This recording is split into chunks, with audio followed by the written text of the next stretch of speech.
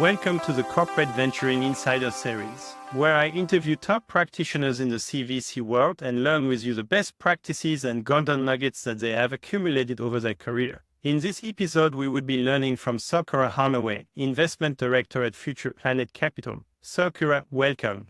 Thank you, Nicholas. It's very exciting to be here. So let's start with a question I always ask, which is, what's your journey into corporate venturing? And I know today we're going to use a wider definition of corporate venturing. Sure. Thank you. So, my journey into venturing and investment is actually through a technology background. I'm an immunologist by training. I started my career in academic research. I think I realized very quickly on my academic journey that I wanted to be operating at the commercial end of the spectrum. So I started to explore other career opportunities where I still wanted to be very closely associated with biological sciences and close to research, but I wanted to do other things around it. So the way I got into the commercial world was actually to retrain as an IP attorney. So I'm a patent attorney, but I spent most of my IP career actually in the corporate world. So I worked for biotech companies, working alongside the research teams and the management teams in building and structuring IP portfolios, protecting innovation within the corporate organizations that I worked at, working alongside commercialization teams, so doing lots of competitive landscaping, freedom to operate, all the contingent pieces of IP work, which led to commercial deals. So there was a lot of due diligence activities for in and out licensing and also M&A activities.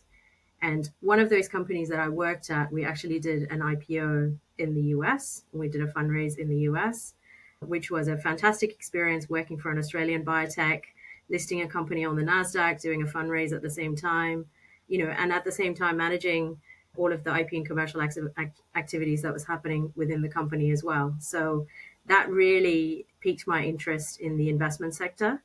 And at that point, I joined a VC in Australia, which is one of the best known venture capital firms focusing on healthcare investments in Australia. And the kind of investments we were making there was really in later stage companies. So these were clinical companies that were raising between 10 and $20 million. And what I started to realize with my kind of science, IP, and commercial experience was a lot of the times you're not making investments in certain companies, not because the technology is not exciting or the team is not exciting, but there are certain things in the early stages of the company formation and the early stages of the journeys of those companies that does not necessarily make them investable at the later stages. So it made me realize that what you do in the early stages of company formation, company structuring, where you take those early investments is really critical for a company to be successful and grow and raise more capital in the future. So that really turned my interest to working in really early stage investments. So in the last few years, I've either been working for early stage VCs or working alongside companies that are trying to raise their first VC investment. And where I am at Future Planet Capital is just perfectly positioned for me to do that. So Future Planet, we're a venture capital firm. We're based in London. We have operations in London as well as in Birmingham. And we have 3 funds that operate within Future Planet. We have a regional fund, which really focuses on innovation and growing the economy and businesses in the Midlands area of the UK. And then we have a national seed fund, which focuses on UK innovation, but building them for growth and success globally. And we also have a global fund, which invests in companies at slightly later stage. It can do Series A, Series B investments, but across the world. And I focus most of my time, or all of my time really, on the national seed fund. Very nice. I have to ask, because I don't think we had an IP attorney step to anyone I've interviewed. How much of what you do today, investing early stage, how much of that time as an IP attorney is useful and maybe in guiding the companies to be careful about IP? Yeah, it's a really good question. And it's actually something that, similar to, raising your eyebrows, it raises a lot of eyebrows when I speak to founders as well. And it's definitely something that resonates with them, and that is certainly an area in the early stages of company formations that they need help.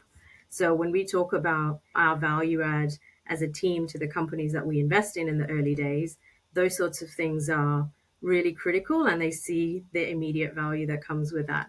So in terms of how I use my IP skills and knowledge in what I do day to day. I think the kind of skills I developed from doing that was really to be able to spot red flags in something that we might be looking at. So if we're looking at a really cool technology and it's a competitive positioning and maybe a crowded marketplace, is there actually a position to be had? Is there an IP position to be had? Because at the seed stage, that's really what you're investing in. You're investing in a bit of IP and technology that still needs to go a long way in terms of being proven and developing in the market. So I think it's something that I use day to day, but I think it's probably something that's so inherent that I don't think about it.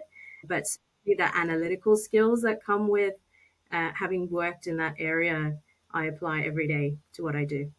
And I think it's pretty cool. We see many early stage companies that build a product, prototype, of course, in product, only to realize that it's going to be a very challenging freedom to operate space.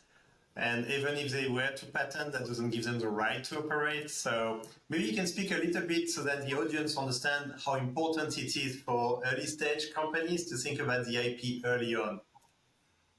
Yeah, definitely. And I think that's a really tricky area to navigate because I think as investors, everybody likes to ask about freedom to operate. They always want their companies to be thinking about freedom to operate and understanding the competitive positioning that they have and other third party IP that they might be encroaching on, what they need to be aware of and what they need to be navigating. So that's very much a legal positioning.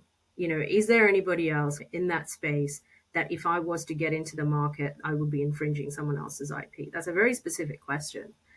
I think early stage investors and also early stage companies, when we talk about freedom to operate, what we're actually talking about is competitive landscaping. Is do you understand the landscape and the world that you're about to operate in, that you're trying to get into, that the market you're trying to create? Who else is doing something similar? Who else has got IP in this space? Who else might you need to be talking to in the early days? Because you might actually find that there's some level of co-development opportunities there. They don't have to be competitors right off the outset. You can actually think about them as having something maybe complementary. Maybe there's something we can be achieving by working together. So I think in that respect, it's really important for early stage companies to be doing that assessment of understanding where else there's IP and technology being developed that might be similar to what you're doing. Thank you. Now I want to talk a little bit about your background where you mentioned how closely you work with research teams. And clearly you invest in deep tech and entrepreneurs who are sometimes pure PhD, right? And then they have the technology, they're looking at the market. Can you share about your experience in the past working with research team and how useful it is today for you as an investor in technical entrepreneurs? Yeah, absolutely. I can actually give you hopefully an amusing anecdote for that. I spent a brief period of time working in a business development capacity for a research institute early on in my commercial career. And I distinctly remember speaking to a world renowned cancer researcher about her research. And I was in the business development team trying to see what kind of licensing opportunities or company formation opportunities there might be for her technology. And I distinctly remember her saying, I'm trying to answer these questions in a way that you wouldn't understand them because I really don't have time to be talking to BD and I need to get on with what I need to do. And I don't, this to me is a waste of time, is essentially what she was saying. And I need you to go away. Right. And so you need to have a level of curiosity in what your founders are doing and you need to want to learn. And I really think that my career to becoming an investor, the path that I've followed, I couldn't have become an IP attorney without having had the scientific background. And I couldn't have gone into commercialization without having science and IP. And I couldn't have become an investor now without having all of those pieces that stack up. And I think that's really important because founders ultimately are very passionate about their technologies, right? So they need to know that the person that they're talking to on the other side of the table, who's an investor, is equally passionate about the technologies that they're investing in. But I think one of the other things that we do really well, and I think something that sets us apart, particularly in the National Seed Fund within Future Planet, is we have a panel of consultation members that we use while we're, building our pipeline, but we're diligencing our deals and taking them through our investment process. And these individual committee members are experts in, a number of different sectors and industries. So we draw on them, on their expertise in the individual spaces to help us understand the technologies in the market as well. So it adds a huge amount of value to us as the investment team. We have a very strong investment team, and I'm really proud of being part of that team, but we still can't know everything. Okay, so I want to double click because it sounds like a superpower where this advisory board allows you to due diligence better which startups to invest in. But once you invest it, then they can come to the support and guidance of the startups to be even more successful. Can you talk about this superpower? Yeah, no, it's a really nice way to describe it as a superpower as well, because we certainly treat them as a superpower for us. While we're going through the investment process and diligence on the companies that we want to invest in, we use the consultation committee to help us define some of the questions that we should be asking. Sometimes all investors do this, right? We get to that point where we're so excited about something and you're such strongly convicted to something that you may not see a red flag on the side there that you should have seen, or you haven't asked one question that's really critical to the decision making, or you haven't thought about one particular angle when it comes to market positioning or something. And so it's really nice to have someone independent of your investment team to test you on that and also to help you think about that again a little bit more objectively.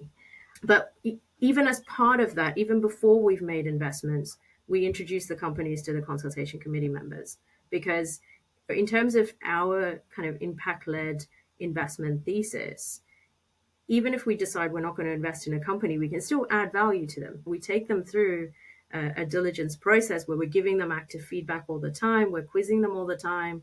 So it becomes part of that process for us. So we don't necessarily say that we've come to a position where we're not going to invest in you, so we're not going to continue to add value. But I think there's a power of network we can make available to companies even we don't immediately invest in. But once we've invested, certainly the whole Future Planet family is available to our portfolio companies. We have a portfolio manager, and he's 100% dedicated to supporting our companies post investment. So I feel like this is a golden nugget, which is really about how you bring that value before and during the investment. I also really like what you said about bringing value even if you don't invest. So can you tell us maybe some examples? Because I feel like this is a really good best practice, because at the end you're here for the entrepreneurs. And if you can be helpful even if you don't invest, you should. So maybe you can share some best practices about how you can be helpful, but yet manage your time carefully. Yeah, excellent question. Because we all have a finite time to work with, right? And we're all bandwidth constrained, and we all always say that our team's too small to be able to support the number of people that we would like to support. So I think prioritization is obviously very important, right? And we would naturally prioritize the companies that we're actively thinking about investing in and have actively invested in. So that does take priority. But it doesn't take much time to be able to say, you're not right for us, but we know 3 or 4 people who've been in a similar situation to you. Let me just send an email and introduce you, because I think you would have a very meaningful conversation. And it's about creating that community.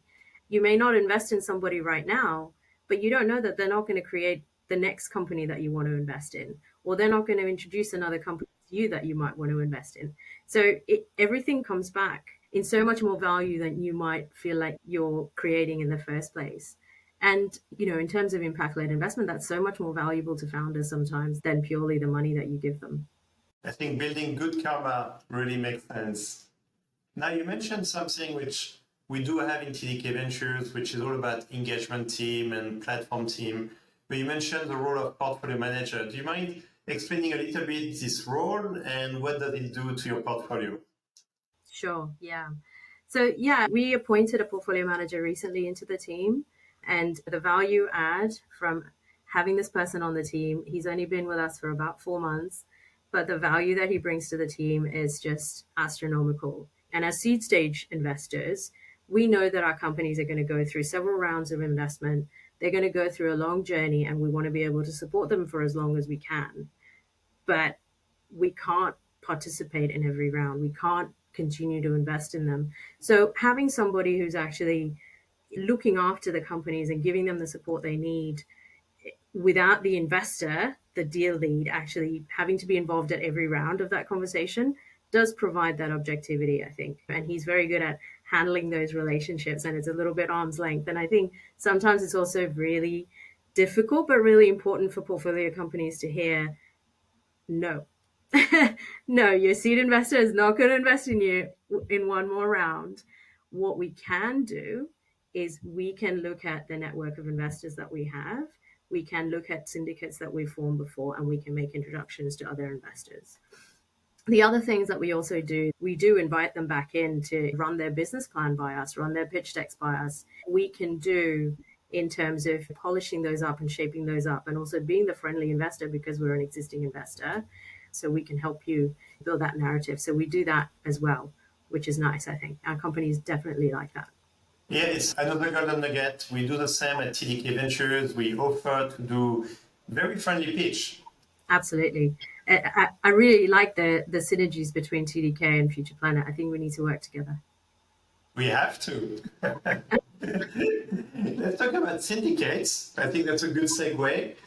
How do you think about building syndicates for the rounds you invest early, but also how you think about syndicates for the next round, where maybe you're not involved? Yeah, good question. And maybe we go with the second part of that first.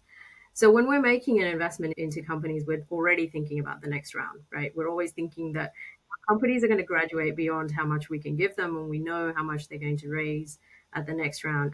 And I think it goes back to the heart of what we do, which is impact-led investment, is we want to make sure that our companies, when they're going to Series A, are thinking about who else is going to invest, that they're going to bring something to the table that doesn't exist anymore. If I'm going to have an investor represented or investment represented at the board, what do I want them to bring to the board that I don't already have around the table? We like to lead investments. And so we have a great network of investors that we've worked with time and time again, or at least have discussions with time and time again. We can, where there's real interest, we can sort of pull those syndicates in fairly quickly, which is nice. Very nice. And I find your approach very intentional. And you mentioned is building the syndicate carefully is part of your success matrix, kind of your KPIs, which means that you're very clear that this is how you want to do it. And that's how you're going to measure success. What are the most important KPIs or success metrics you have when you think about new investments? Yeah, we measure ourselves on a few different things. And the most important things, I think, are the boosting of UK innovation, right? So I do focus all my time on the National Seed Fund. So we are focused on UK innovation, UK companies, but we're focused on helping them grow globally. We want them to be global businesses. So it's about finding those hotspots of innovation around the UK. And it's very easy to get distracted with the Golden Triangle, Oxford, Cambridge, London, and focus on those things. But there are other areas that we of the country that we focus on. And I think the companies that we've backed to date, we've created something like 1,100 jobs across the UK. And I think our companies have raised something like £800 million in co-investment in subsequent rounds, and numbers that we can really be proud of, right? Our fund is continuing to grow. We're £110 million at the moment for the National Seed Fund. We're $450 million assets under management across Future Planet. So it's going to continue to grow, and those numbers will go up, which is very exciting. If clearly one of your mission is for your startup to go global, that's probably where you want to work with corporate VCs that are beyond the UK and that are global companies. So maybe this is your chance to the audience. Some of them are corporate VCs. What it is for you that you're looking for in terms of partners as corporate VCs for your startups? For us as investors, private investors who would love to work with corporate venture, it's that openness about the strategic fit from day one that's really important. It's equally important, like founders and other investors, like if it's a no, we want to hear no quickly. If there's no strategic fit, we'd like to know quickly. But if there is a strategic fit, but it just needs a little massaging, we need to think about maybe there's a little critical proof of concept experiment that needs to be done and that needs to be funded. We want to know about it. So I think that's where we can work a little bit more closely together, where maybe corporate venture doesn't have to be quite so guarded in what might be their strategic areas of focus, or certainly emerging strategic areas of focus. I always like to say strategic is about deciding what not to do. And for startups, they need to know very quickly when not to spend time. And so they can really spend time where it makes most sense. So now I forgot to ask, how many portfolio companies do you have today? Good question. So we have 56 portfolio companies in the seed fund, active companies. Wow. Okay. So now I'm impressed you waited until 4 months ago to get a portfolio manager. Right.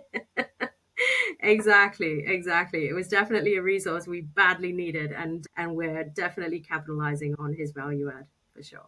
Now, with so many portfolio companies, do you plan any events where they meet together, they can share best practices? Do you have anything that's about building a community between these entrepreneurs? Yeah, brilliant question. And it's a work in progress. So we're definitely focusing on building that community, because I think one of the things that's really important at the early stages is feeling like you're not alone, right? You've sort of taken the leap of faith to become the CEO of a company, and you're not alone. There are so many other people that are exactly like you. And so for us, it's very much about creating that safe environment where they can learn from each other. So we do things like introduce our founder CEOs and also management teams to leadership programs where we actually put cohort companies together. We encourage them to have leadership training or leadership programs where they can engage with each other, learn together, learn to grow together. And that's really nice, because if we ever have an event or a workshop or anything, they come together and they say, hey, I haven't seen you since the last event we were at together or the time we did the leadership training. So that's really nice for us, because as much as we'd like to say that we bring all the value to the teams, we don't, right? They bring value to each other, and there's nothing better than them learning from each other. Very nice. And when we talk about UK, you mentioned the triangle with Cambridge, Oxford, London. Can you talk a little bit for the audience about which other cities really have good entrepreneurs, good university spin-off, and so on? Because we always talk about the triangle, but not beyond, and there's much more to that. Yeah, absolutely. There's a reason we have a Midlands fund, right? There's a reason we have a regional fund. The level of entrepreneurship and innovation that happens in the Midlands is amazing. And I think there are centers like Birmingham where innovation is actually born out of an industry need. This is where it's very industry rich. It was very manufacturing rich. So there's obviously pain points that come from those sorts of sectors that really drives innovation in those areas. And so there's hotspots like that around the place. So there's things happening in Southampton, which is on the south coast, and Portsmouth, where there's a rich Navy history in the country. So there's a lot of innovation around those areas. Manchester is another big industry center and hub in the country. So there's a lot of innovation happening up there. And in fact, Bristol, you probably know about Bristol. People probably heard about Bristol. People would know what's happening there. So there are so many hotspots. And I think there's a lot of investment and there's a lot of activity to support innovation ecosystems, particularly in the north, in the UK at the moment. So you're traveling a lot with your colleagues, getting to meet entrepreneurs locally, checking their lab, their science. So one thing I like about what you described is when you invest, you're already thinking about the next round syndicates. And so maybe this is a good chance for you to share how you think corporate VCs or even VCs should reach out to you and the value you bring. Clearly, you have early access to the full UK, many cities, many entrepreneurs. But what is the value that you bring and what is the value you expect them to bring? Yeah, excellent question. I think the value that we bring is, even though we're making seed stage investments, we're looking at companies that are going to grow and that are going to exit, right? So we're thinking about who's the acquirer, who's going to want this at the end of the day, right? Mm. So I think we have those conversations very early with the companies. And what's really important for us is that we don't scare our companies and our founders by making them think that they need to know the answers to those questions. They need to think about the questions, and the idea of getting the right seed stage investors and partners on board at the early days is about who's going to help you answer those questions, who's going to build that community and that network around you to help answer those questions. And I think that's where kind of early engagement from CVCs is hugely valuable to investors like us, because we can understand those strategic areas of interest and we can start building pipelines, building portfolios that actually are going to have that kind of growth potential with CVCs are participating at the next round. Very nice. And then we just set up an office in London, so we are clearly biased. But can you make a pitch why UK versus the rest of Europe, or how do you see it? Ah, yes. Okay. That is a really tricky question for an Aussie to answer. You know, one of the things that I found when I moved from Sydney to Oxford, I live in Oxford, is I thought I was going to move to an investment community and an innovation community that was so big and so diverse. I'm not going to know anyone. This is going to be really scary and daunting. And it's actually not the case. It's actually quite a small community. It's a very friendly community. People like to work together, people like to invest with each other, and people like to talk to each other. There is still a core group of people who are investing in really nice, exciting technologies, right? And new areas and new innovations.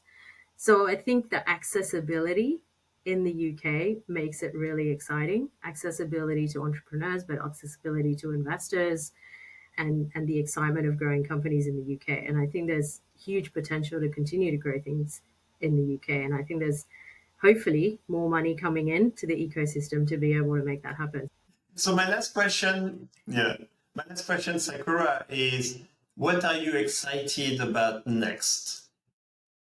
What am I excited about next? As a fund, we have lots of new investments to make. We are hunting for new technologies, new innovations, new founders, but we're also hunting for those seasoned and experienced management teams that want to come in and create new companies in the UK. So come and talk Mm, to us, come and join us. It'll be lovely to be on the journey with you, because what we're seeing is loads and loads of opportunity for new spin outs that we're working with, and also some really exciting new companies. So what we would love to do is to see more later stage investment happening in the UK. And so the translational stuff is staying in the UK and companies are continuing to grow. Obviously, there's a natural progression for companies to go global and they might need to set up operations in other parts of the world. But let's actually maximize the potential that's here. Let's continue to grow things and build the teams here and see what we can do within the community that we have. very nice. Sakura, thank you for sharing your journey, your insights, and quite a few golden nuggets along the way. Thank you so much.